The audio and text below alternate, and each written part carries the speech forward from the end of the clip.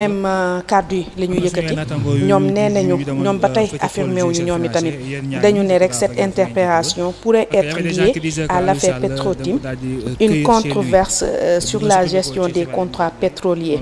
Le dossier a déjà impliqué Aliou Sall par le passé, suscitant des débats sur la transparence des ressources naturelles au Sénégal.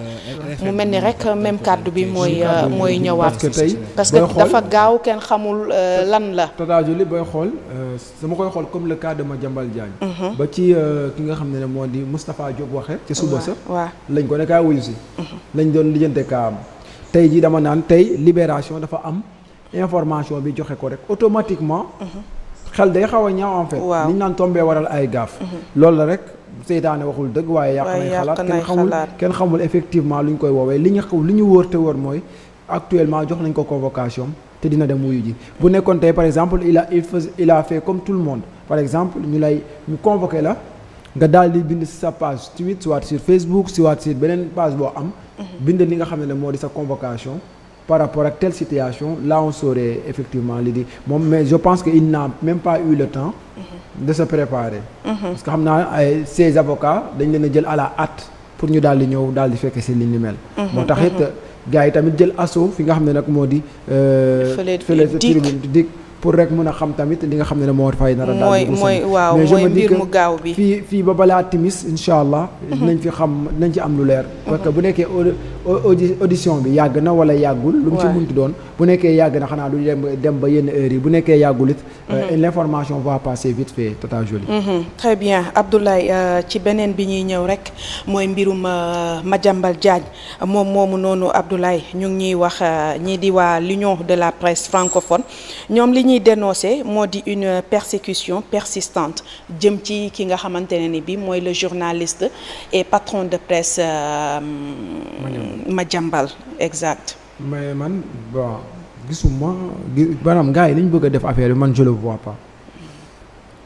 vois pas vraiment pour dire vrai parce que dañ ko laaj Tata Jolie affaire bi gars yi nañ comprendre on n'a pas dit qu'il a fait ba léegi accusé guñ ko man tey balaa maa défendre ne Tata Jolie mu ñëw ñu teg ko ay daan yoo xamante ne man damay xam ne lii yenuwul maanaam ma xam ne lii tey jot na ma daal di ci wax mais tey dañ ko convoqué ne ko kay wuyu si mu dem daw ñëwul wuyu si daw génn dëkk bi ci nan kenn xamut parce que déjà la mu def noonu rek déjà délit la convoqué nañ la li wóor warte wóor mooy nga ñëw wuyu si ci loolee aussi ñu ngi gis ku ci nekk di génn moom dem na mais dafa mel ni demam bi Tata Jolie dafa am lu am solo lu mu ci def mooy dafa mel ni ku dem làqu ci ginnaaw ñeneen ñu koy waxal ndax tey ci xam nga tey déjà mu ngi wax ay on parle de ay journalistes yoo xamante ne ils sont à l'international des journalistes francophones maanaam ñu nga ca biti léegi daa mel ni dafa bëgg a làqatu ci ginnaaw ñenn ñi ñu koy lijjantal wala ñenn ñi defaale ko seen combat xam ne ñoo am na ñoo xam te ne porox ndoll lañ doon wër pour defaale li nga xam ne moo di seen bëgg a dalaat ci ñi nga xam ne ñoo fi daal di nekk moo tax ku ci génn commencer wax lu la saf lu la neex mais je leur réponds aussi que c'est pas Ousmane Sonko c'est pas Bassirou Diomaye Diakhar Faye à mon avis li ma yaakaar mooy c'est justice moo ko woo par rapport ak benn dossier boo xamante ne moom ak Ellipse Projet la gis nañ fi moom ak ki nga xam ne moo di Maître Clédor Ly ñu sànnante ci ay pic mais man nee naa leen loolu mënuñoo réeral ñun li ñuy intéressé mooy lan 21 milliards yi ñu koy toppee ndax effectivement da cee laal wala laalu ci bu ñu paree nag bu nekkee tey justice xool na ne moom ak ki nga xam ne moo di Maître Clédor Ly daa am ñu ko cay toppee it boobaa ñun dañuy taxaw encore ne Maître Clédor Ly na ñëw répondre ci li nga xam ne moom lañ koy doyee mais moom actuellement pour man on peut pas être l'avocat du diable man je crois que on peut pas être l'avocat du diable xam nga l'avocat du diable mooy lan nit ki nga xam ne wóoru la ndax moo def xamoo ndax moo def nga bëgg koo défendre man actuellement je défends personne parce que wóoru ma ndax moo def tey fi may taxawee mooy taxaw ci digg bi mooy lan mu ñëw wuyu si ñu xool lan lañ koy toppee bu nekkee liñ koy toppee tey amu ca benn preuve bu taxaw man fi ma toog nii fi laay taxaw défendre Madiambal Diagne parce que loolooy sama wareef mais mënuma défendre koo xamante ne man wóoruma ndax moo def wóorul ndax defut man foofu laa bëgg ñëpp positionné wu quand on parle de journaliste Tata Jolie. Journaliste buy analyser ci dara wala muy wax ci dara pour man Tata Jolie il doit prendre la peine d'abord d'analyser ba am lu ca wóor. parce que xam nga journaliste lu ko wóor la war a wax. gis nga léegi ne ñu ngi wax ci coowal Alioune Sall. waaw est-ce que ñun dugg nañ ci di wax. dañoo ne affaire bi information bi wóoregul. nii lañ koy woowee wala nii lañ ko woowee. lañ ca xam mooy te wóor mooy mu de convoqué nañ ko te dinañ ko déglu. mu mel ni fa la ñuy yem waaw moom la ñëpp ñenn ñi di waxagum. fan la ñuy yem. parce que fa la suñu information yem. man damay wax yeneen journalistes yi. mooy ñi nga wax loolu sànq ni. que c'est la même chose. Madiambal waxuñ ko moo def. ba tey ji kenn waxul moo def dañoo suspecté. ne moom laale na ci xaalis boo xamante ne. lu tolloog 21 milliards. tey nag kooku buñ ko woowee. Tata Jolie man nee naa fan déjà xel sax war na mën a ñaaw parce que yow déjà ñu ngi lay woo nga dem. kay wuyu si nga dem. certes nag mën na nekk ab stratégie pour nga dem waajal sa bopp pour ñëw a dellu si waat am doole mais du tax man ma jëlal la li nga xam ne moo di part. parce que li tax ma lay jëlal part mooy nga ñëw ba pare. sa njaboot mu ngi fi Tata Jolie njabootam anañu. këram nga tas na ñëpp a nga fay rifal. ñëpp a ngi prison nungu si kon nag tey. foog naa bu may défendre Tata Jolie man bu ma taxawoon nar a défendre njabootam laay défendre soxnaam déjà on dit que qu'elle est malade. tey rek ñu ngi koy wax. waaw dinañ ci ñëw sax. voilà ak yeneen sa doom yi ci lan lay nekk. képp bu nekkee sax tu es informé parce que t'as cherché des avocats pour défendre leen. avocats yi dinañ la wax éventuellement ci ñoom ci lu ñu nekk. mais terewul it fi ñu la gën a soxla ne te nee nga bientôt tu vas rentrer. Tata Jolie man tant que ñibbisiwul. ba mu indi ay armam parce que il se prépare à la guerre. te moo tax mu wut ay avocat wutaale beneen avocat ab français pour mu ñëw fekke li ni mel. jëlaale ñii di Union internationale de la presse francophone bi ma lay wax ndax ñoom yemuñu foofu ñoo ngi woote nee nañu ñii di organisation internationale gi ak l'ensemble des défenseurs de la liberté d'expression nañu taxaw def bloc face à cet acharnement. mu mel ni ñooñu tamit dañoo taxawaay bu dëgër takku. ñoom déjà dañoo jéng. ne dañuy défendre. non mais lu ñuy défendre. waaye kii di Madiambal. mais lu ñuy défendre ci moom. yow Tata Jolie imagine nga défendre après ñu tourné ñu gis ay résultats ne moom moo def. léegi nooy def est-ce que loolu du la discrédibilité. est-ce que di nga amati kàddu yooyu wax. Tata Jolie am na loo xamante ne man pour man. tant que aw ma ci certitude am nga droit nag accompagner. am nga droit def li la ne ànd ak sa nit. parce que tey damay fàttali ki nga xam ne moo di Ngone. Ngone Tata Jolie bañ ko jàppee ñun dañu ànd ak moom. waaw mais terewul dañ ko wax dëgg. ba pare. doo ko mën a ànd ak moom man nag noonu laa gëm ci ànd. nit booy ànd ak moom da nga koy wax dëgg ba pare doo ko avancer te dëgg bi lan la mooy demal wuyu ci. doo wax lu romb loolu. man loolu laa gëm dama gëm ne tey lenn lañ ko mën a wax demal wuyu ji. après ñu xool la situation ni muy mel. bu paree nag ñu taxaw défendre la. parce que kenn du ko seetaan bu nekkee ci loo xamante ne yéen wul maanaa tey man Tata Jolie boo jëlee Farba Ngom ma ne la acharnement la. parce que loolu laa gëm te loolu sama gëm-gëm la mais kii jàppaguñ ko dañ ko ne kaay wuyu si rek ñoom ñooñu di wax tey Tata Jolie. est-ce que dinañ jël mais il se programme des journalistes non. nee nañ ay journalistes lañ. qu'ils mènent leurs enquêtes. c'est ça la ah. nañ mel ne leur enquête. ñàkkul ay journalistes d'investigation yu fay ne. yoo xamante ne pare nañ pour def ay investigation dossier ngi sëgg leen ci. demander des infos. aller voir Ellipse Project. pourquoi Ellipse moom it waxul ba tey. c'est ça le problème aussi. parce que man dama naan am na lu ci lëndëm parce que Ellipse Project waxuñ. ba tey jii ngaanguñ te affaire bi ñoom lu jig njaak ñoom ca lañ bokk. mais pourquoi Madiambal kese ça aussi c'est une question à se poser. moo tax ma ne affaire bi nag mu ngi commencé tey xel. même bu nekkee Madiambal jiiñ nañ ko ne moo def mais ci beneen côté bi Ellipse Project it kenn setu ci de. ndax war na mën a taxaw temb moom it lijjantal li nga xam ne moo di cas mais mënuñ fee nekk tamit topp ci benn boor Madiambal moo deful te alors que ba tey jii Madiambal wuyu siwul. man daal balaa maa mën a wax ci kaawu Madiambal carrément que ma gis ko mu wàcc ci aéroport AIBD que mu jubal directement fañ koy xaare fu nga xam ne moo di ca dig. Tata Jolie ñu déglu ko fa après jàmm ne ñu ñooy ñëpp déglu xam bu nekkee moo def na bu nekkee deful ñu lijjante bu boobaa sax waa Elec projet dinañu mën a génnaale. Abdoulaye ñu ñëw ci communiqué bi nga xamante ne ni bi moo di waa collectif de défense des avocats de monsieur Madiambal Diagne ak ki nga xamante ne moo di soxnaam ak ñaari doomam ñi nga xamante ne ni bi kenn ki moo di Serigne Saliou ak Mouhamed Diagne. Abdoulaye ñoom def nañ benn communiqué ci communiqué bi nag ñu ngi ciy wax ni que xaaral ma duggaat ci biir communiqué bi. def nañ nag écriture bu gudd ligne yu gudd la ñu fi teg Abdoulaye di ñaxtu di wax li nga xamante ne ni bi moom la ñu teg seeni ay clients ñu ngi ñuy wax Timbre 2025 le doyen des juges d'instruction du pôle judiciaire financier du tribunal de grandes instances hors classe de Dakar avait pris sur lui la responsabilité de placer sous mandat de dépôt Madame Mabintou Diaby, monsieur Serigne Saliou Diagne et Mouhamed Diagne, respectivement épouse et fils de monsieur Madiambal Diagne, journaliste reconnu à l'échelle nationale et internationale et directeur de l'organe de presse Avenir Communication. Cette décision faisait suite à une délégation judiciaire ordonnée par le même magistrat laissée aux soins de la brigade internationale antiterroriste, autant pour moi, de la division des investigations criminelles. Cette délégation judiciaire était elle-même adossée à un réquisitoire du parquet financier jàpp du 28 août 2025.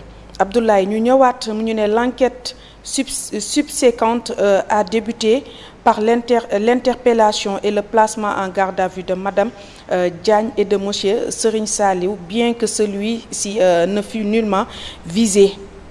yaa ngi dégg li ñu wax visé par le réquisitoire et n'avait donc strictement rien à faire dans la procédure alors qu'aucune raison sérieuse ne le justifiait. Madame Mabintou Diaby, monsieur Serigne Saliou Diagne et monsieur Mouhamed Diagne ont tous les trois fait l'objet d'un mandat de dépôt précipité prononcé par le juge d'instruction malgré les contestations sérieuses élevées par leur conseil. Ma bàyyi la ñu ñëw foofu noonu laata ñuy continuer li nga xamante ne ni bi moo ci topp ndax ñoom seen texte dafa mel ni dañoo waajal seen bopp jël seen temps daal di ñu koy jox wax nañ ci nag ay kàddu yu bare.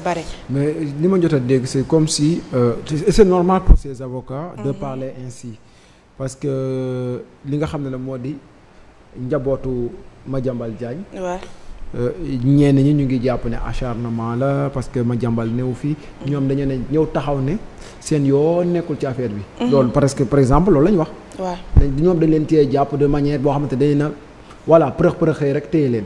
mais alors que seen yoon daal di ciwul daal di nekk. ku ci mel ni Mouhamed mais Tata Jolie. mais attendez ñun foog naa taxuñ. te foog naa ñoo ko lirandoo ensemble jëm ci li nga xam ne moo di situation bi am. waaw keroog su ma juumul c'est libération aussi ki moo ci focussoon mais yow looy daw ku ci daw. am na ci ku ñu ci jàppoon mu doon daw je pense que Mouhamed fële ca booru Gambie. léegi moom lu mu doon daw. bon est-ce que nekkutoon da doon tukki rek. waaw Tata Jolie bu yow doomu Madiambal Diagne dina tukki di jël borom moto di ko fay 50 000. ah. lépp a ngi ci de. non Tata Jolie xam nga xel moom am na lu mu nangu. léegi xaar leen. foofu day nañ fa taxaw. moom fekk nañ ko muy génn réew mi parce que seen analyse laay jël bu nekkee ñoom defuñ. waaw fekk nañ ko mu jël maanaam kuy tukki ti yàkkamti. la def. parce que quelques yére la yóbbu ak benn somme bu ko mën a génnee dëkk bi. fay borom moto bi 50 000 tey bu naroon a tukki dëgg Tata Jolie. ak doomu Madiambal Diagne ñu ko xam mais mën na taxaw fii aéroport jël avion mu wàccee ko fan. Gambie. wàccee ko Gambie waaw. wala soit mu jël oto gaar ci yoon wu normal bi. dafa muuru woon de n'est-ce pas lu ko muur man maa ko muur. pourquoi muy muuru non man je pose des questions rek de Tata. waaw ñun ñëpp ko gisandoo. lu ko muur ah. ki naan kuy sàcc du sëqat. kuy yor. waaw koy yoon moom du sëqat. waaw doo sëqatee feeñ. moom nag dafa lu ko muur wala daa bëri woon poussière. léegi foofu man question la. léegi bu ma paree bu ma ñëwee ci soxnaam si. parce que kooku moom kee kaam dafa neex a lijjanti. parce que kee dañ ne wóob mu daw. waaw te au début sax ñun wax xamuñ ne moom ca la bokkoon. mais après la ñu xam ne ca la bokkoon. léegi ñu ñëw ci soxnaam si. soxnaam si elle s'attendait à ça man ci li ma gis sama gis-gis. da doon parce que elle est directrice elle est gérante.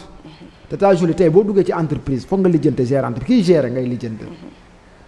te ñoom ba ñu ñëwee mbuxum am ca koy njëkk a téye ku dul directrice bi. ba pare doog a lijjante li nga xam ne moo rek li ci xew man dama gëm ne nag comme nee nañ bañ defee seen i enquête gis nañ ne am na benn xaalis bu dox diggante nii ak naag naa ba ne tudd ko ci Tata Julie c'est normal aussi qu'on l'écoute. man kay lan laa ciy bañ bu nekkee kàddu yi ñu yëkkati nii yëpp. dara amu ci. foofu mën naa taxaw défendre ko c'est sànq maa la koy wax ne la su ma doon défendre c'est la femme de ki nga xam ne moo di Madiambal laay défendre. waaw parce que au moins elle a assumé ce qu'il est la poste bi nga xam ne moom la doon occupé. da ko assumé total. waaw taxaw défendre boppam. moo tax ma ne la leneen kay la ñuy wax mais du ci soxnaam si. kooku moom dama naan au moins elle a su faire face à son destin. mooy lan dénkoon nañ ma dara am na problème je dois répondre. te bu mu répondre gars yi ne ko nag kaa ñu téyegum la en attendant parce que ba tey ji téyu ndéggandiku la. ba tey ji amaguñ lu palpable ne moom moo def. tant que enquête bi colooruñ ko pour man mën na am ba léegi ñu génnee ko fa. man daal loolu laa ci mën a wax. waaw ñu yeggali ci kàddu yi nga xam ne moom la avocat yi daal di def seen texte bi Abdoulaye. donte gudd na mais ñu def suñu kéemtalaay rek comme internautes yi ñoo ñu fi tax a toog ñu jox leen actualité ni ñu ko soxlaa. ñëwaat nañu ne cette première maldonne d'entrée de jeu traduit la volonté politique et judiciaire qui transparaît en filigrane dans cette affaire. Elle n'a pour visée que de mettre aux arrêts monsieur Madiambal Diagne qui a toujours assumé sa proximité avec l'ancien président de la République du Sénégal moo di Macky Sall. Monsieur Diagne a toujours assumé ses prises de position qu'elles soient populaires ou pas. Son franc-parler est dirigé envers toute la classe politique. Quel que soit le bord considéré, cette posture lui vaut principalement la chasse à l'homme injustifiée dont il fait actuellement l'objet alors qu'il devait se rendre à Paris pour des raisons professionnelles le 23 septembre 2025. Monsieur Madiambal Diagne a été interpellé à l'aéroport mooy xew-xewam bii rek ci fan yi ñu génn à l'aéroport de Dakar est empêché d'embarquer. Une convocation au service de la division des investigations criminelles lui a été remise dans des circonstances qui révèlent tout le tâtonnement procédural de ces poursuites, craignant légitimement une aggravation de la persécution initiée contre lui. Monsieur Madiambal Diagne n'a eu d'autre choix que de quitter le Sénégal et se replier en France pour mieux organiser sa défense et éviter d'être pris à renvers. Mu mel ni rek ñoom ñooñu ba tey ñu ngi dàq kàddu fugitif bi ñu ngi dëggal ni moom dafa dem pour waajal li nga xamante ne ni bi moo di sa défense. Abdoulaye, par un communiqué daté du 26 septembre, l'État du Sénégal indiquait qu'un mandat d'arrêt international avait été émis à l'encontre de monsieur Diagne. Cette démarche traduit une instrumentalisation politique caricaturale de l'autorité judiciaire sénégalaise. La défense de monsieur Madiambal Diagne a donc immédiatement saisi Interpol d'une demande aux fins de suspension et d'annulation de la notice rouge demandée, à supposer qu'elle soit accordée, autant pour moi, tant que le caractère politique de cette procédure doit sauter aux yeux de tous. Abdoulaye, aujourd'hui, nul ne peut ignorer, encore moins contester le caractère profondément attentatoire au principe du procès équitable des procédures engagées à l'encontre des différentes personnalités publiques dans le changement de régime. Les fondements des poursuites, un rapport unilatéralement établi par la CENTIF n'ayant aucun caractère contradictoire, chahute les bases les plus primaires de notre droit dépressif. Alors, aujourd'hui, l'utilisation évidente de la famille de monsieur Madiambal Diagne comme moyen de pression au travers de leur détention totalement injustifiée ne doit faire l'objet d'aucun doute Ces déplacements en détention signent le caractère strictement politique de la persécution subie par notre client de façon inédite au Sénégal. Cette perquisition s'est attendue en forme de représailles à l'égard de sa famille. Chacun doit bien mesurer l'extrême gravité de ces précisions. Abdoulaye ma daal di koy daaneel rek benn yoon. waaw yaa ngi noté. mu ngi noonu voilà mu ngi noonu yow retenir rek après ñu commenter. Pour toutes ces raisons, le collectif de défense en appelle aux grandes organisations professionnelles de défense des journalistes, aux différentes institutions internationales qu'il va saisir pour que la libération de monsieur Madiambal Diagne, de madame Mabintou ak ñi nga xamante ne ni bii ñoo ngi ak ay doomam intervienne sans délai, et pour que cesse cette vendetta menée fa mel ni kàddu boobu ñëwaat na de vendetta menée à l'encontre de monsieur Madiambal Diagne et de sa famille. Monsieur Madiambal reste profondément attaché à son pays, à la défense et au renforcement de l'état de droit et des libertés publiques au Sénégal, aujourd'hui menacé. Maître El Hadj Amadou Sall, Baboucar Cissé, Maître Dior Diagne, Maître Antoine Meng, Maître Ousmane Thiam, Maître Pape Sène, Maître Arona Bass, Maître Ramatoulaye Ba ak ki nga xamante ne ni bi moo di avocat bi mu dolli ci lii di pool d'avocat ñu koy wax William Bourdon ak ay associés tous avocats au barreau du Sénégal et à Paris. Communiqué bi Abdoulaye loolu la woon. mu mel ni rek ñoom dàq nañu kàddu fugitif bi waaw comme ni ma la ko waxee waaye ñu ngi xamle ni que moom moomu di Madiambal réewam rek a ko ñor te dina dellu si waat. waaw dellu si waat boobu la ñuy xaar mais li ma gën a jàpp ci li nga xam ne moom lañ def ci communiqué bi. waay ñu ngi dàq li nga wax noonu muy daw gi. daw bi fugitif bi léegi nan lañ koy tudde